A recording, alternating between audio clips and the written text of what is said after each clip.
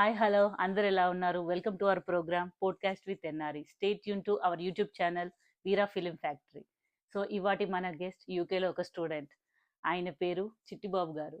So ఈ యూకేలో ఎలా లైఫ్ స్టైల్ ఎలా ఉంటుందో ఆయన మనకు చెప్పబోతున్నారు. So keep watching.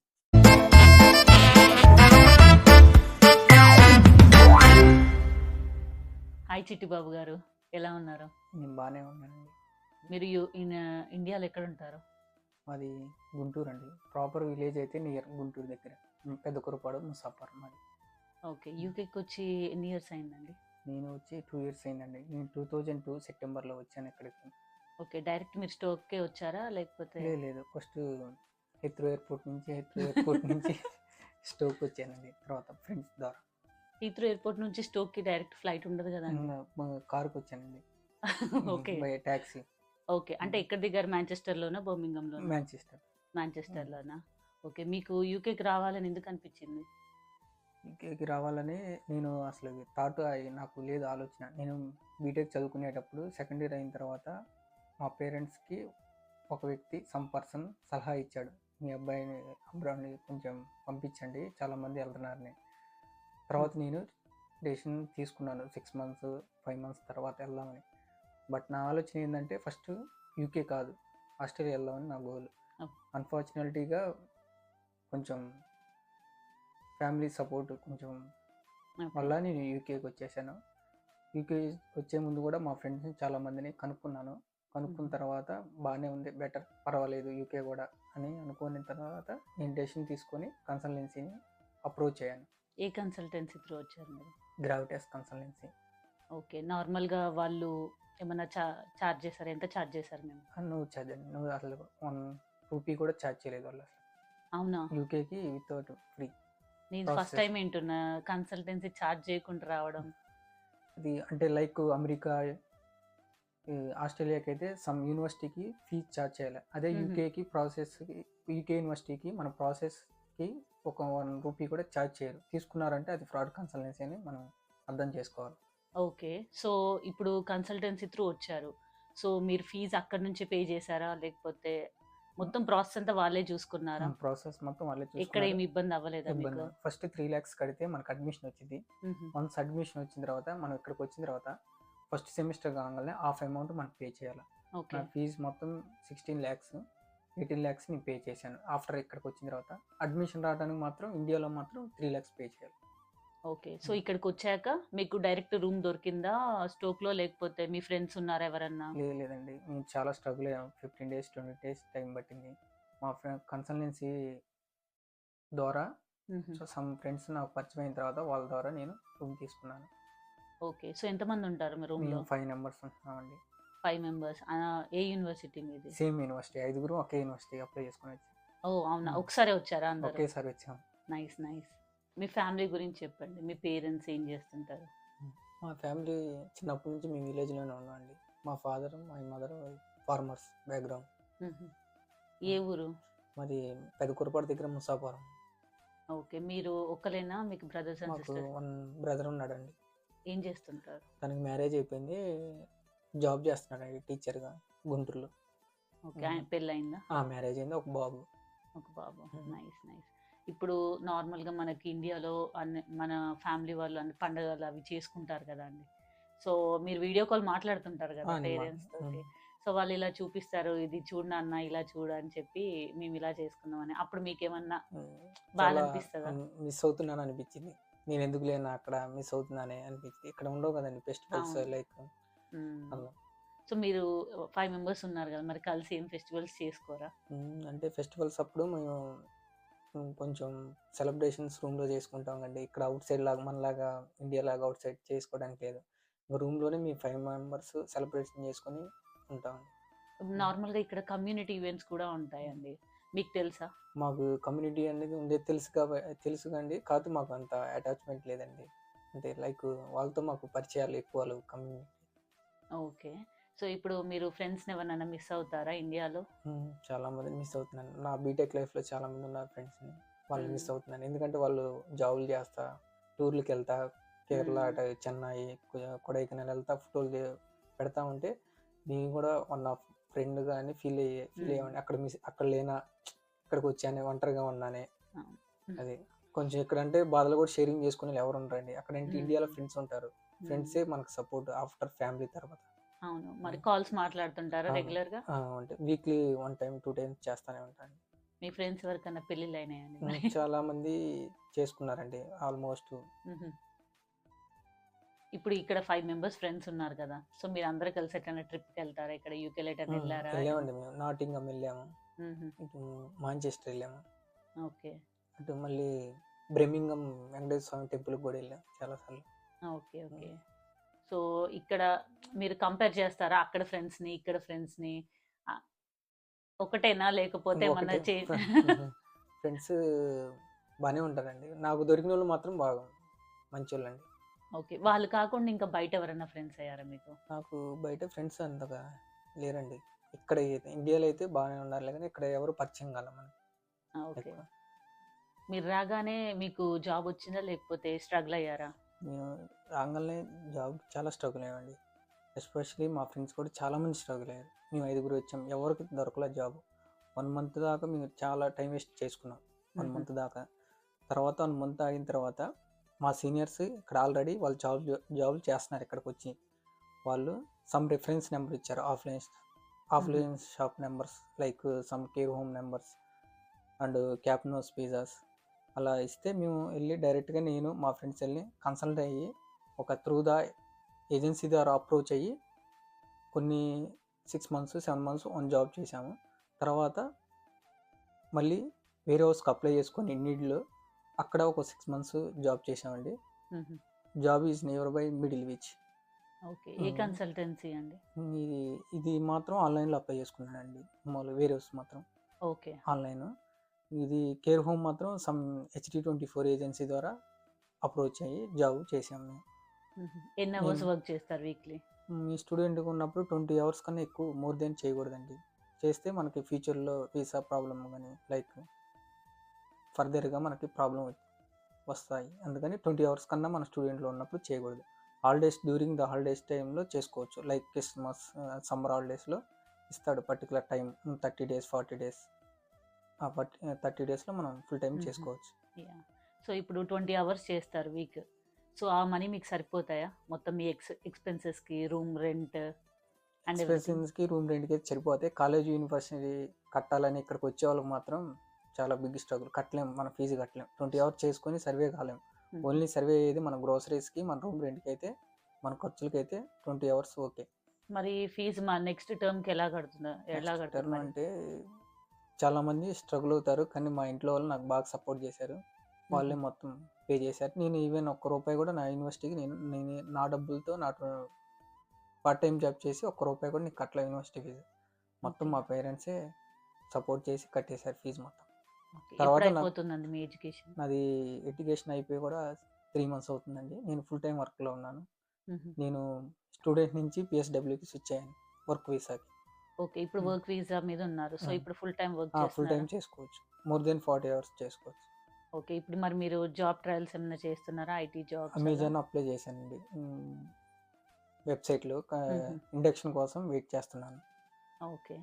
So once job వచ్చాక మీరు ఆల్ సెటిల్డ్ అన్నట్టు? ఆల్ సెటిల్ అంటే ఇంకా లైక్ మనం తెచ్చినవి ఒకటి, యూనివర్సిటీ ఫీజు ఒకటి కవర్ చేయొచ్చు. వెంటనే సెటిల్ కాగానే ఇంకా పెళ్లి చేసేసుకుంటారు ఇక? మళ్ళీ ఇండియా వెళ్ళిపోవాలండి. మళ్ళీ వెళ్ళిపోవాలా? ఎందుకండి మరి? మళ్ళీ మ్యారేజ్ చేసుకోవాలి కదా మనం. అంటే మ్యారేజ్ చేసుకొని మళ్ళీ వచ్చేస్తారా? రానండి.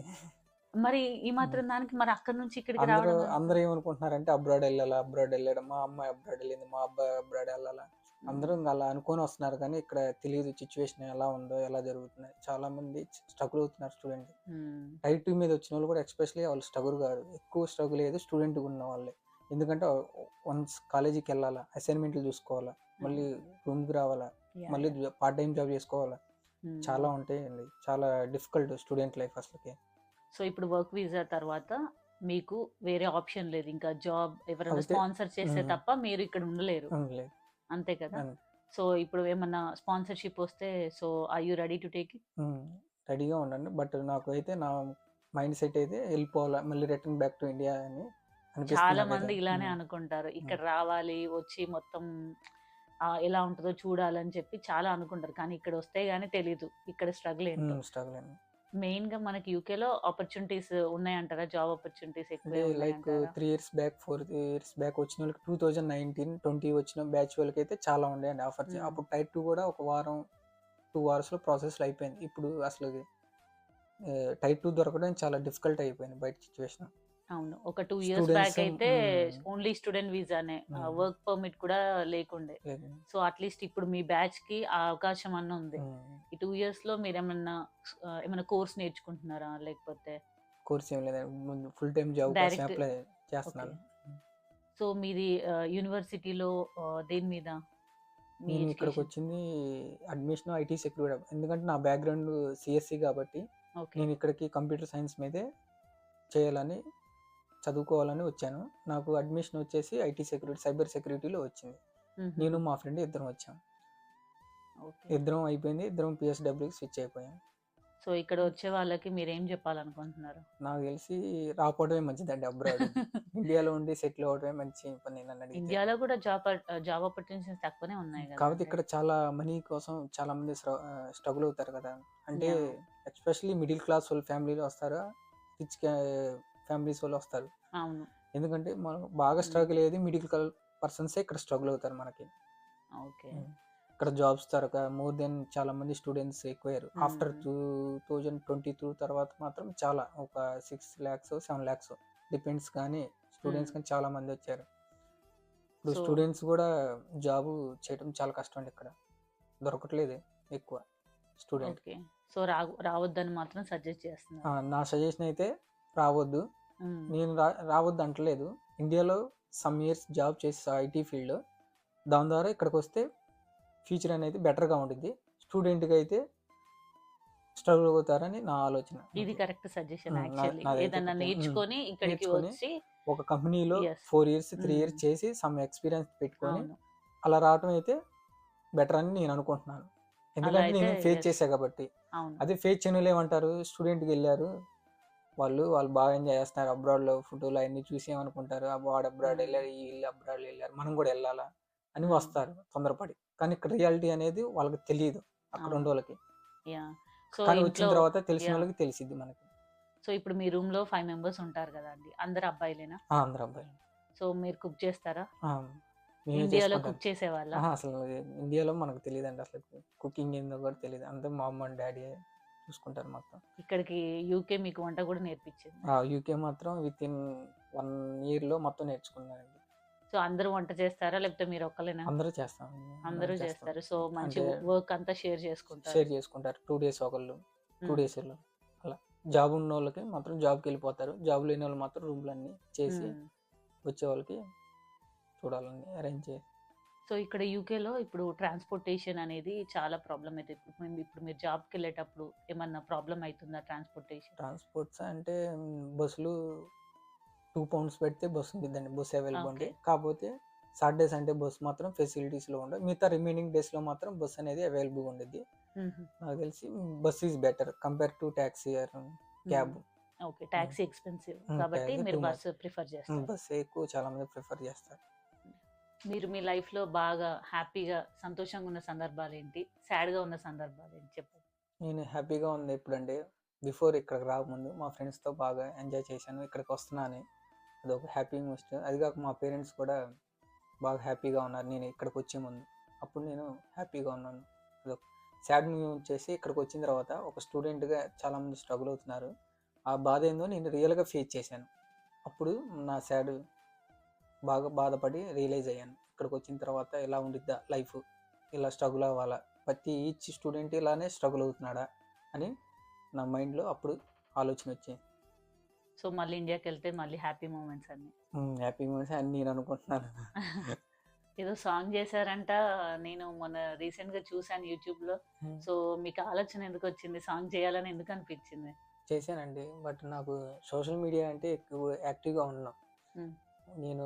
నాకు ఒక అన్నయ్య పరిచయం అయ్యాడు, వీరా అన్నయ్య అని పరిచయం అయ్యి సాంగ్ తీద్దాం రారా అన్నాడు. అన్న నేను ఎందుకులే అన్నా, నేను హీరో మెటీరియల్ కాదు అంటే, కాదు చూద్దాం ట్రై చేద్దాము అని పిలిచాడండి. నేను వెళ్ళి ట్రై చేశాను, అందుకని నేను యూట్యూబ్లో అప్లోడ్ చేసుకున్నాను ఛానల్. మీరు మరి హీరోయిన్ లేకుండా ఎలా చేశారు? హీరోయిన్ వద్దా అండి? ఇంకా లైక్ ఇంక అన్నయ్య అదే ఇంకా ఫస్ట్లో ఇంకా సింగిల్గా చేద్దాం, ఫస్ట్ సింగిల్గా వచ్చిన తర్వాతే బాగుంటేనే మనం ఇంకా ఫర్దర్గా ప్రొసీడ్ అవుదాము అని చెప్పాడండి. అందుకని నేను ఫస్ట్ ట్రైల్గా సింగిల్గా సోలోగా పర్ఫార్మెన్స్గా ట్రై చేశాను ఫస్ట్. సో ఇది ఫస్ట్ టైం మీరు ఇది యాక్ట్ ఫస్ట్ టైం. చేయడం. సో ఎలా ఉంది మీకు ఎక్స్పీరియన్స్? ఎక్స్పీరియన్స్ అంటే బాగానే ఉంది, బట్ చూడాలి భయపడ్డారా? ఫర్దర్గా ఏం జరిగిందో చూసుకోవాలి ఇంకా. భయపడ్డారా ఫస్ట్ చేసేటప్పుడు? భయపడ్డాను, ఫస్ట్ టైం భయపడ్డా. ఇంకా ఫర్దర్ ఏమైనా ఆపర్చునిటీస్ వస్తే చేస్తారా? చేస్తానండి. అన్నయ్య అడగట్లేదు, అన్నయ్య అడిగితే ఇంకా చేసుకుంటూ నెక్స్ట్ టైం వెళ్ళిపోతా. హీరోయిన్ తో చేయమని అడగండి, అదే ఒక్కళ్ళు కాకుండా. అడుగుతానండి నెక్స్ట్ టైం కంపల్సరీ. సో మీ సాంగ్ సక్సెస్ అవ్వాలని కోరుకుంటున్నాం. Thank you. ఏంది ఈ మధ్యలో బెట్టింగ్ చేస్తున్నారంట మీరు? మీ ఫ్రెండ్స్ ఫోన్ చేసి చెప్పారు షోకి ముందు. అదేం లేదండి, ఈ చిన్న చిన్న బెట్టింగ్, మీ అంతా చిన్నపిల్లల మీద ఒక 1000-2000 చిన్న పార్టీలు చేసుకోవడానికి కాసుకున్నాం అంతే. ఎవరు గెలుస్తారు అనుకుంటున్నారు? నా ఒపీనియన్ అయితే ఎన్డీఏ ఫామ్ అయిద్దని నేను అనుకుంటున్నాను. లోకల్ లీడర్స్ మీదనా లేకపోతే మొత్తం పార్టీ మీద సీఎం పెడుతున్నారు పార్టీ betting? మీద. లోకల్ లీడర్స్ అంటే మనకు తెలియదు కదా, అంటే మన సరౌండింగ్స్ లోకల్ లీడర్స్ మాత్రమే మనకు నేమ్స్ తెలుసు. అందుకని మనకు పార్టీ తెలుసు కాబట్టి పార్టీకి బెట్ వేసుకున్నాం అండి, చిన్న బెట్టింగ్. మా ప్రోగ్రామ్ ట్యాగ్ లైనే అన్చిల్ అన్టోల్డ్ స్టోరీ. సో మీరు ఇప్పటి వరకు ఎవరికి చెప్పకుండా ఏమన్నా కొన్ని పనులు చేసే ఉంటారు కదా, సో మా కోసం కొన్ని షేర్ చేసుకోండి. చాలా చేశానండి. ఎక్కువగా పేరెంట్స్ తెలియకుండా బయటికి వెళ్తాం, అవుటింగ్కి వెళ్తాం, మూవీస్కి వెళ్తాం, అండ్ ఫ్రెండ్స్కి తెలియకుండా బయటికి వెళ్తాం. అండ్ మళ్ళీ నా బర్త్డే రోజు 100 pounds పాకిస్తాన్ అమ్మాయికి ఇచ్చాను బర్త్డే. అమ్మాయికా?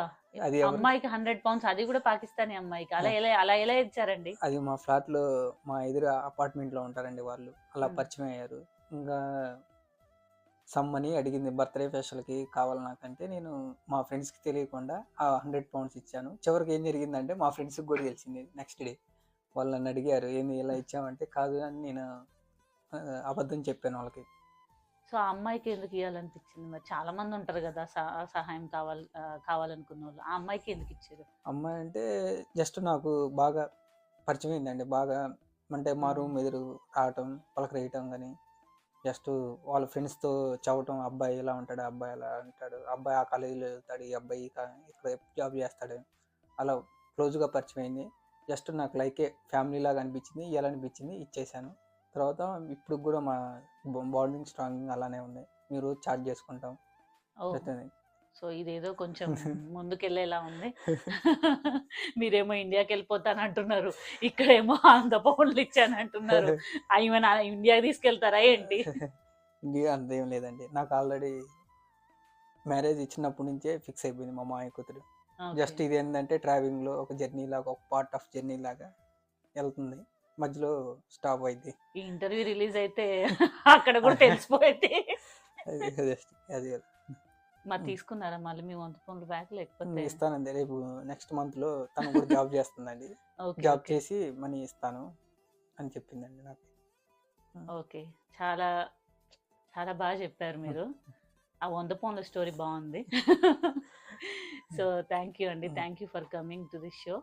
సో మీరు మీ లైఫ్లో కావాలనుకునే అచీవ్ చేయాలని కోరుకుంటూ మా షో తరపు నుంచి థ్యాంక్ యూ.